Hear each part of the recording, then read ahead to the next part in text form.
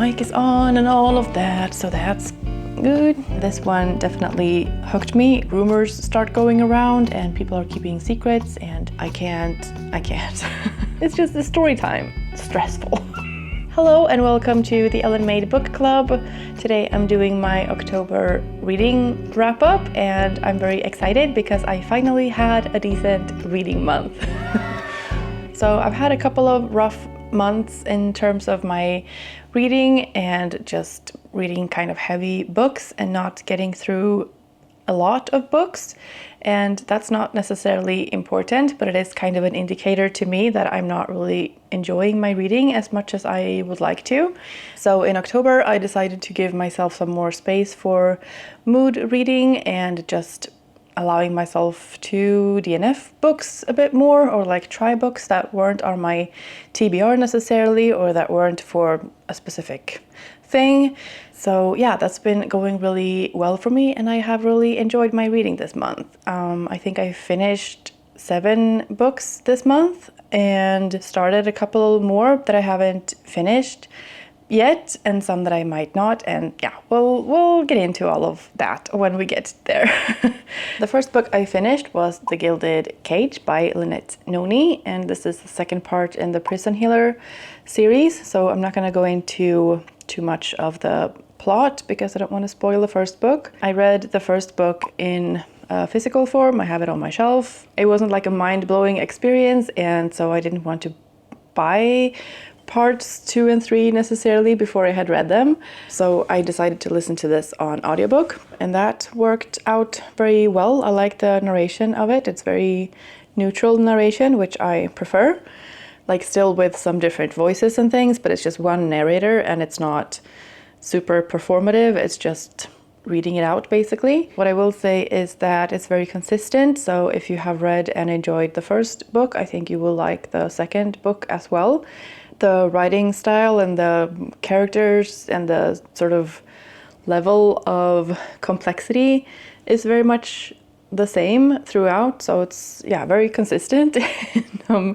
It's not been like a mind-blowing read. It's not the most amazing story or the most amazing thing I've ever read, but it is entertaining enough and it's very easy to follow along. It's very clear in its writing style, and it's like, repeating things that had happened in the first book, and I really appreciate that because I can't keep all of those little intrigues and dynamics between different people in my head.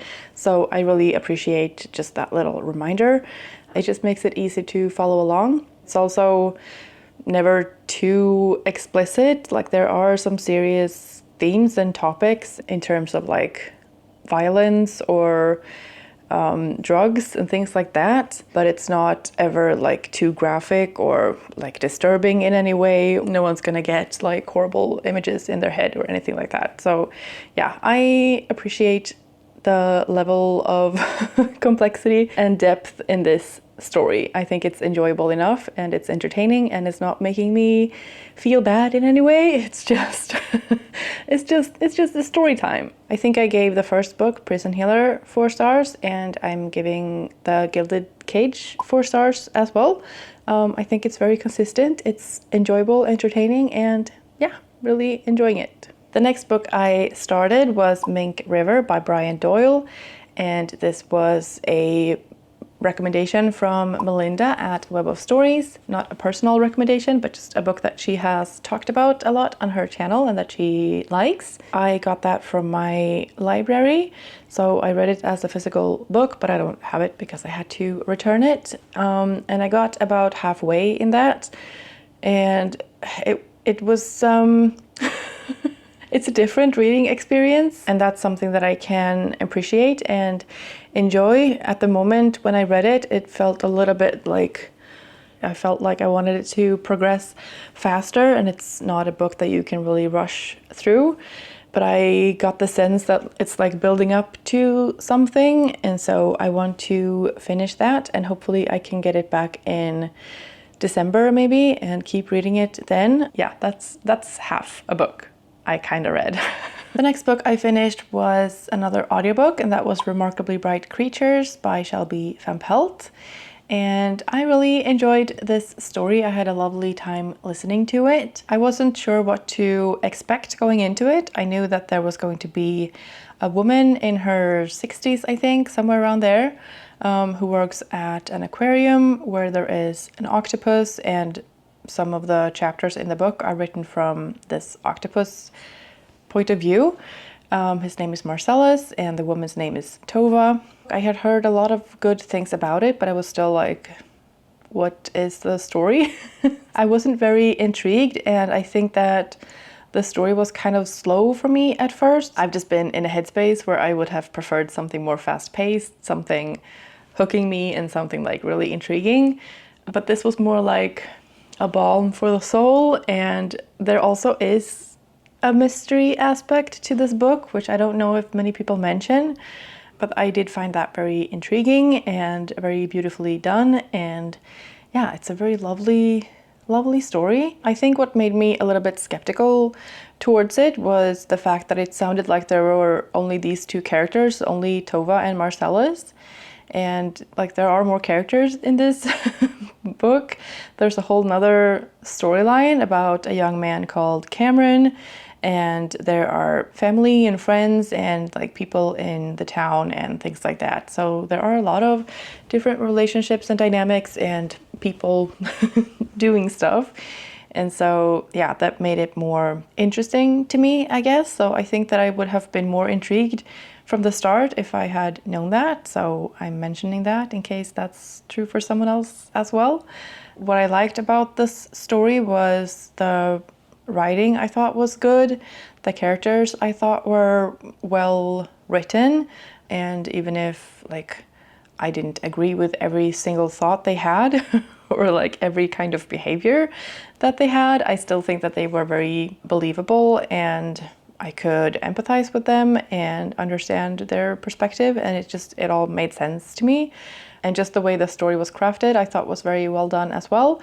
It does have a certain feeling to it, or like a certain I think the cover is a very good representation of the feel of the book, if that makes sense. In terms of rating, it wasn't my favorite book ever, but I really enjoyed listening to it, and I think it's very well done. So to me, that's a 4-star read. And the only thing that I think would have made it a 5-star read for me would have been if it had been more intriguing from the start and like more have more of a hook. But I think that's again like more of a me thing and what I needed at this particular time.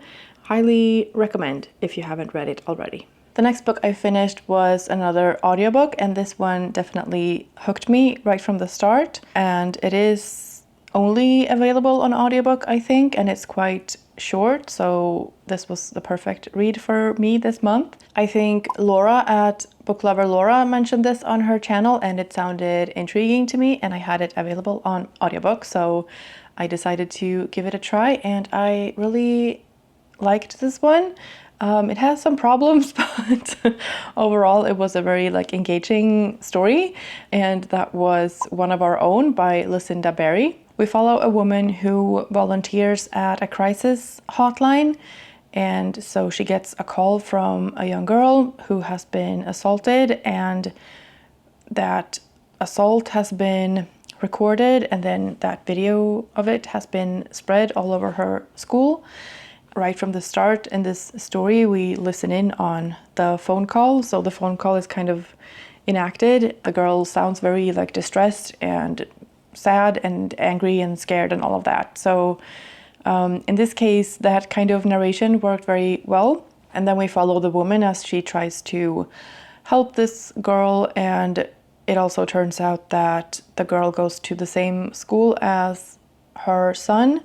It is kind of intense to listen to, and it could probably be triggering. I was very much on edge when I listened to this. I was doing things in the kitchen, and I turned the coffee maker on, and it takes a few seconds for it to start, but once it started up, I was like, what's happening? Because I was just so into the story. It wasn't 100% believable at all points, but overall it was engaging, and yeah, 4 stars for that as well. So after having finished one of our own, and that was quite short, I still wanted to read something else that was kind of thrillery or like suspenseful. So I decided to give Little Rumours by Bryony Pierce a try. I had this on audiobook as well, and it sounded intriguing to me. It's set in a little village in the UK, and it's written from the perspectives of 3 women who all have children at the same school in like the same age group, and one of these children go missing. One of the other mothers is pretty new to this town, and nobody really knows a lot about her past, and there might be some dark secrets lurking, and rumors start going around, and people are keeping secrets and starting to look at each other in a different way, and people are wondering who could have done something to this child that's gone missing. And the story focuses on these 3 women as the search for this missing child continues, and there's a police investigation involved, and like we get updates from the police, but always through the eyes of the family. So it's not like focused on the police investigation, it's focused on the 3 women and the people who are living in this town and how neighbors are acting towards each other, and trying to figure out who's guilty. I thought it was very suspenseful and gripping, emotional at times, and like a very believable human behavior. At some points I was like, this feels a little bit like medieval mob mentality, but like then I have to remember that people actually do behave that way still, which is horrifying, but believable. There were a lot of different suspects, and it wasn't an obvious solution. And yeah, I was wanting to find out and figure out this mystery. I have my notes, but like, could be this person, and like I think it might be this person. Yeah, so I had a good time listening to this story, and yeah, another 4-star read for me. It definitely reminded me of Big Little Lies by Leon Moriarty. It's not as good as Big Little Lies, but it was a very good substitute, another similar kind of story and a similar kind of tension and a lot of similar elements. So if you like Big Little Lies and you want something similar, this is definitely one that I would recommend to give a try. It's not as good, but it's pretty good. The next book I finished has a very different feel, and it was one of my most anticipated reads this year since it was announced, and that was Rewitched by Lucy Wood. I've watched Lucy on YouTube for years and years and years, and so when she announced that she had written a book, I pre-ordered it right away. It's the only book that I've ever pre-ordered. I just was very happy for her and very proud of her, and I just knew that it would be a certain kind of book, and I have to say that this book is exactly what I would have thought that it would be. It lived up to all of my expectations, and yeah, it was a really lovely read. I read this as a physical book and also on audiobook. The narration of it was also really good. I wish Lucy would have narrated it herself. I think she would have done a really good job with that. Lucy's voice in the writing is very strongly Lucy, so sometimes that kind of clashed in my head, but I think that if you don't watch Lucy already, or like if you don't have her voice in your head, the narration is perfect, and you will enjoy the book either way. So this is a story about Belle, who is just about to turn 30. She is a witch. She has magical powers, but she's living in like a regular world. She is working in a bookstore in London in a kind of 90s era, like pre-internet and smartphones and all of that. And then one day a man from her coven appears and lets her know that she has to pass some trials or she will lose her magic. So the story focuses on Belle trying to pass these trials to keep her magic, and then stuff that happens around that. There are a lot of very vivid characters and a very strong message of self-love and believing in yourself and things like that. So it's a very cozy book, a big hug of a book, and yeah, I really enjoyed reading this and listening to this. There were probably more fantasy elements or like magical elements that I had expected, but like in a good way. It was a little bit slow to start for me, but again, that's like because of where my mind has been recently, and I was like needing something fast paced, but it definitely picked up after a while and got more sort of suspenseful and like action packed. It just took a little while for things to start happening, but once they did, it was a very intriguing story, and yeah, I really liked it. It's marketed as a very like 90s witchy story and having that kind of vibe, and that's definitely true. I was never like big into that. I don't think I've watched a lot of like Sabrina and things like that. So for me, it was more like the little nuggets of Lucy, like her YouTube channel and little things that she says and has done, and like little jokes that she has like incorporated into the story. It's not something that you will notice if you have not been watching her channel, but if you have been watching her channel, you would recognize those kinds of jokes or like little details. And so, yeah, that was really nice. And I think that there's something for everyone. And it also stands alone as a good story and like a nice book for anyone. Like you don't have to be into 90s witchy anything or into her channel or anything like that. But it's just like an extra little spice if you are. Not spice as in like romance spice. It's very non-spicy. It's very slow burn romance in here, but nothing spicy. A little sprinkle, let's say, of Lucy and her YouTube channel, and a strong sense of like 90s witchy vibe. So yeah, a very wholesome, cozy, lovely read, and yeah, highly recommend. Next up, I read The Lost Apothecary by Sarah Penner. This is the book that I arrived at during my scavenger hunt. So if you want to see a longer review and discussion of this book, you can check out that video. This is also set in London, and we have two timelines. One is present day and the other is in 1791. And in 1791, we have Nella, who is the apothecary, who runs a little apothecary shop where she sells medicine and also poison to women who need to get rid of abusive men in their lives. And then there's also Eliza, who is a 12-year-old girl who comes in contact with Nella. And in the present day, we follow Caroline, who is in London on her 10-year anniversary, but she's there alone because something happened with her husband. I read this as a physical book and also listened to the audiobook, and I enjoyed my time with it. I had some issues which I discussed more in that scavenger hunt video, but like overall I had a good time. I don't think it's a masterpiece in terms of like literature, but it was a fun enough story. I think I gave it 3 stars as like an objective rating, but I enjoyed it as a 4-star read. It was fun and sort of just what I needed at that time. If you want a story that isn't too deep or too heavy, but it's like engaging enough and you just want a little escape into a story, then this works fine for that. Nothing more, nothing less. And then we have Beartown by Fredrik Backman. This was also a book club read this month, so I will be discussing it in a lot more detail in that separate video. I don't really know how to talk briefly about this.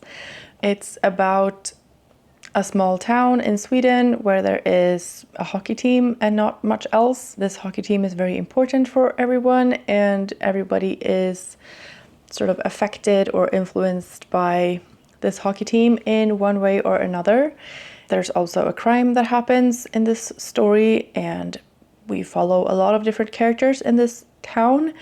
It's a very well written book, and it's a very dynamic book in the sense that there's like these small little mundane details and these like big sort of abstracts or like truist sayings, but like they don't have any meaning unless you actually tie them to something. And like examine them and like, what do they actually mean when you put them into a context like this. I don't think it's a very unique story, but the way that it's told and the way that it's written and the way that we just get to be in everybody's head at so many different times, we're like jumping back and forth between so many different characters, and it all feels believable, and we really can step into everybody's shoes, even if we don't agree with everybody's perspectives. We can get a sense of why they are thinking the way they're thinking or doing or saying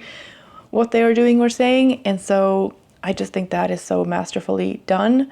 There's also the contrast of very serious topics, and then there's also the humor and the little weird metaphors and some things that people say and observations about people, and it's just a mix of so many things. And the whole book also just reads like a symphony or like a tapestry of so many little details and elements, but like they all add to this big picture.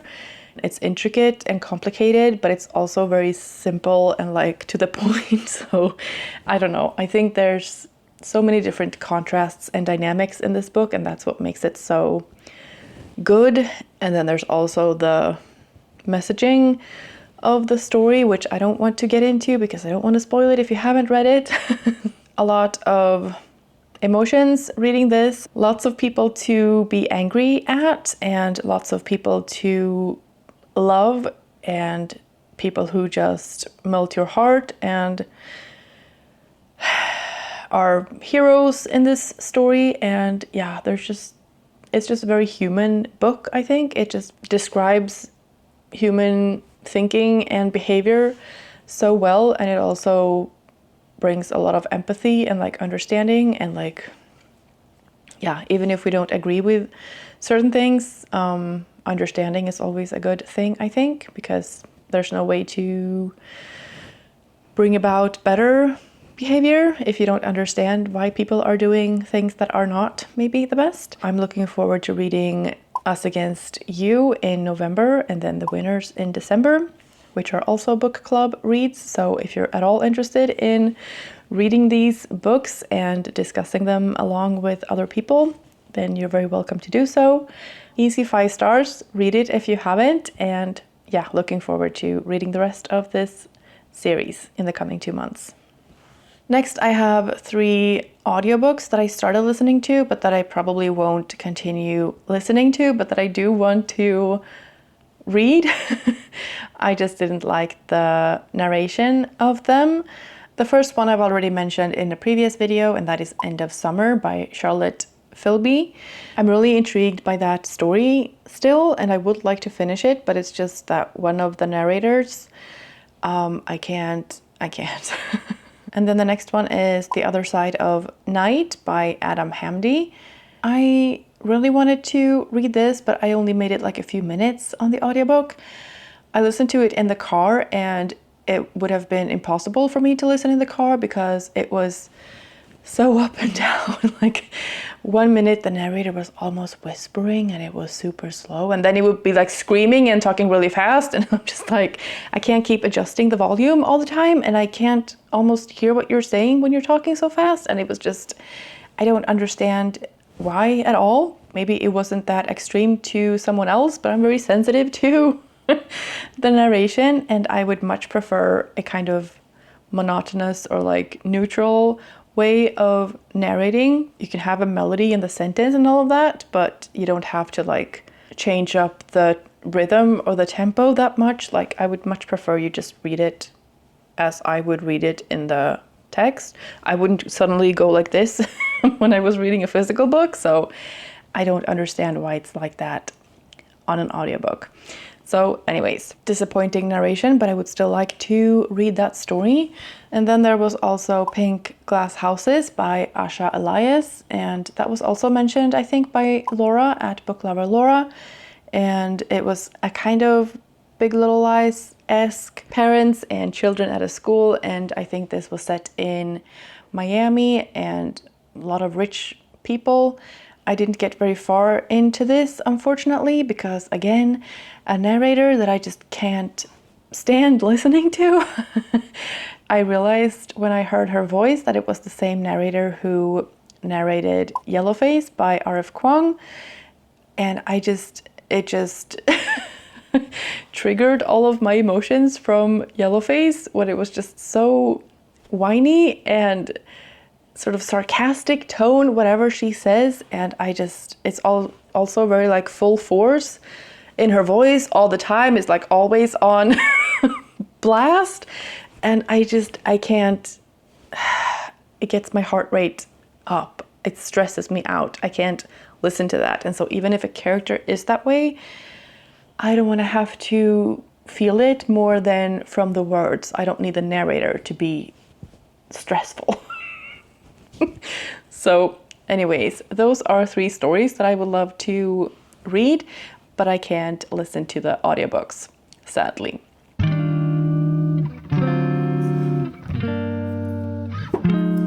And then I have also started reading Bird Eye by Judith Hannigan.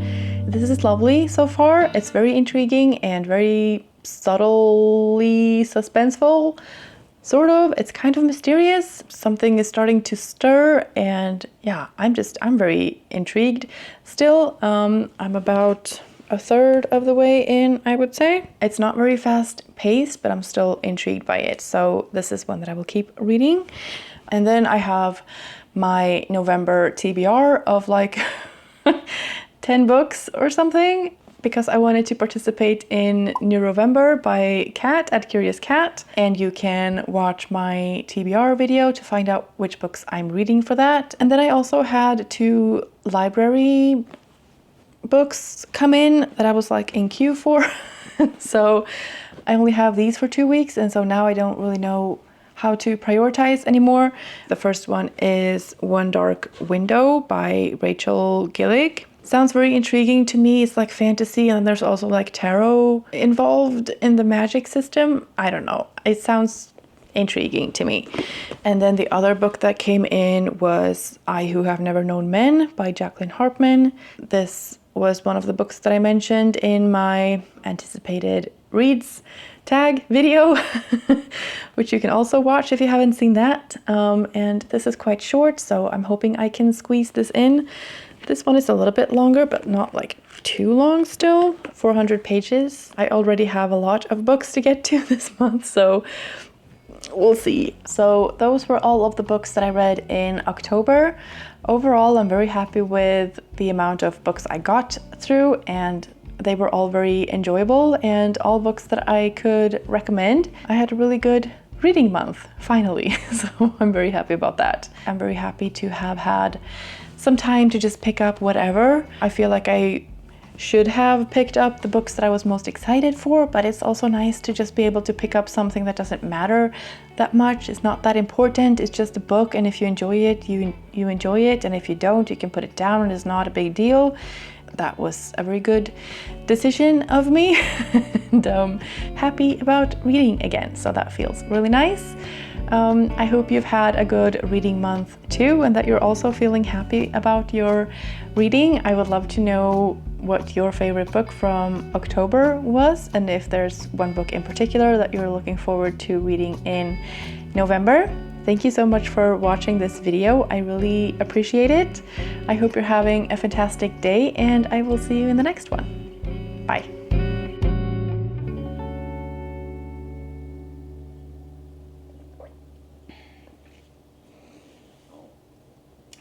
Okay. I don't know what I do. Why is someone screaming?